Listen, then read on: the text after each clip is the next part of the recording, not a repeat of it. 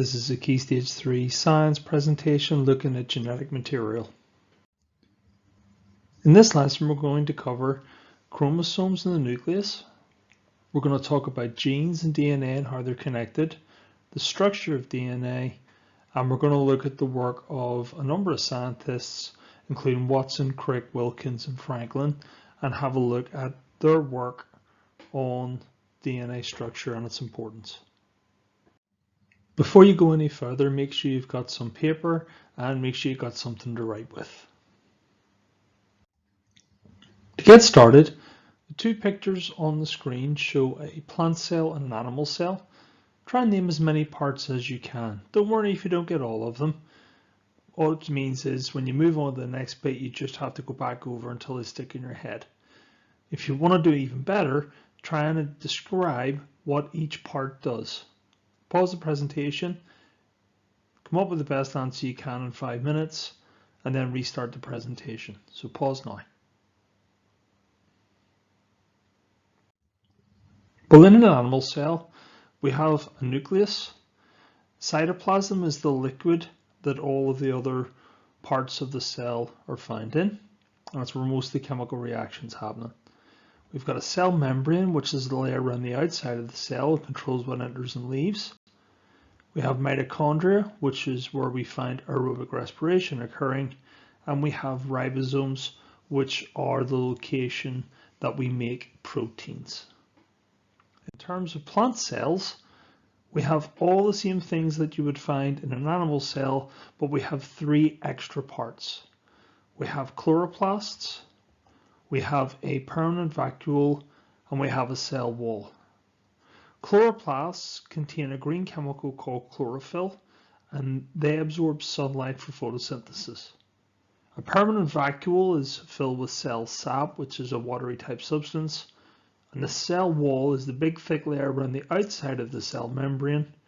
Remember that in the diagram, the cell membrane is the orange layer, and it's pushing up tight against the cell wall.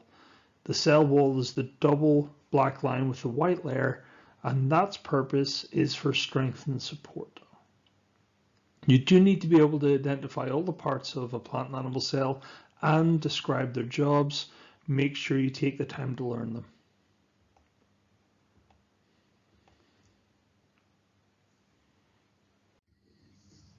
Inside the nucleus, we have a chemical, and that chemical is known as deoxyribonucleic acid. Fortunately, you can know it as DNA.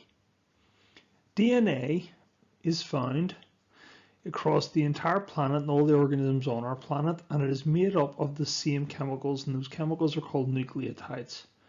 And those same nucleotides are found in every single living thing, from viruses and bacteria all the way up through plants, through fish, birds, animals, and even humans. All have the same chemical structure when making up their DNA. You also have the DNA arranged into a double helix shape. Now you can find other shapes DNA in other organisms, but most of the organisms you're going to look at have double helix DNA. And if you look at the top right hand side, you can see what we mean by double helix. If you imagine a ladder and then twisting either ends of the ladder in opposite direction, and you get that spiral type shape, that's what we mean by double helix. We can form what are called chromosomes. And when we form chromosomes, we say that those big strands of DNA have been condensed. If you can imagine it taking a long strand of rope or long thread and twisting it and twisting it and twisting it until it starts to knot up, that's what we mean by condensed. And when we condense DNA, we call those structures chromosomes. DNA can also be found when it's not condensed and it's all lined out in strands, and we refer to that as chromatin. So chromatin is DNA unraveled, whereas chromosomes are DNA when it's been condensed. So what we can have is inside the nucleus we find chromosomes, and each of those chromosomes is made up of little sections of DNA, and those little sections of DNA are called genes. And genes are the little sections of DNA that code for a protein. So when you have your chromosome, each of the little sections on there that make one protein are called genes. Now in humans, you will find 46 chromosomes, and those 46 chromosomes are arranged into pairs. And you have 23 pairs of chromosomes. Other organisms have very different numbers of chromosomes. So when we talk about chromosomes, we can talk about a complete set of chromosomes. For humans, that would be 46, and we use the word diploid. There are certain cells inside the body which only have half the number of chromosomes as a normal cell. So in humans, they only have 23 chromosomes. And what we do is we call that a haploid number. So when we have one set of chromosomes in an organism, we say that that cell is haploid, whereas when we have two sets of chromosomes, all the pairs, we say that that is a diploid number. And again, the reason we do that is because all the organisms in the universe that we know of have different numbers of chromosomes. So we have to use the words haploid and diploid rather than specific numbers. If you look at the picture in the bottom left-hand side, you've got number 1, 2, 3, 4, and 5. Pause the presentation, try and identify what 1, 2, 3, 4, and 5 are, and when you're ready, you can restart the presentation and check your answers.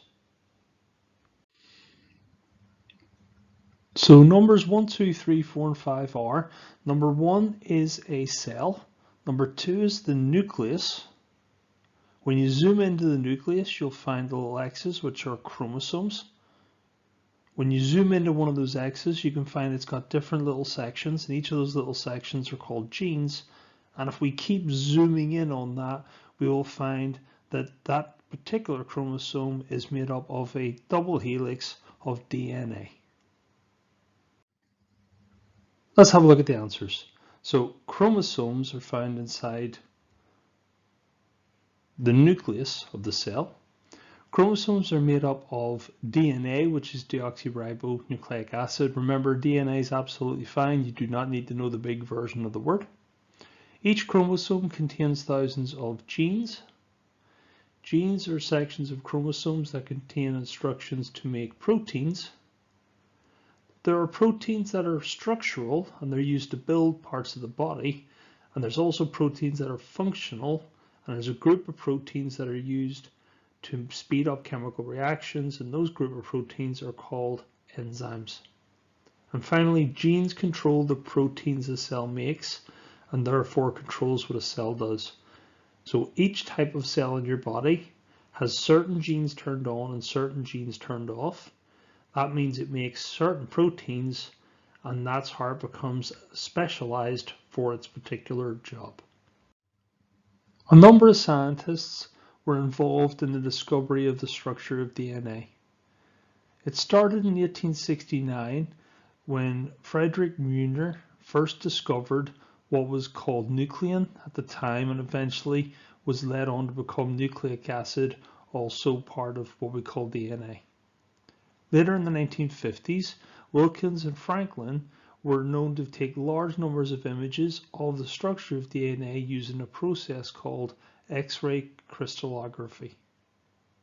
In 1953, two scientists known as Watson and Crick confirmed that the DNA was actually arranged into a double helix shape, and they are the two scientists most commonly associated with the discovery of the structure of DNA.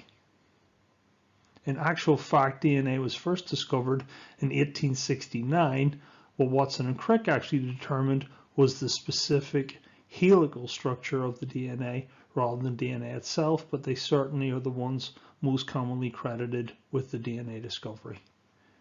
Your task is to come up with ideas that would explain why the work of the scientists was so important. Spend 5 minutes, try and come up with some ideas why their work's so important. Why was it important that we discovered the structure of DNA? And when you're ready, you can restart the presentation. So pause now.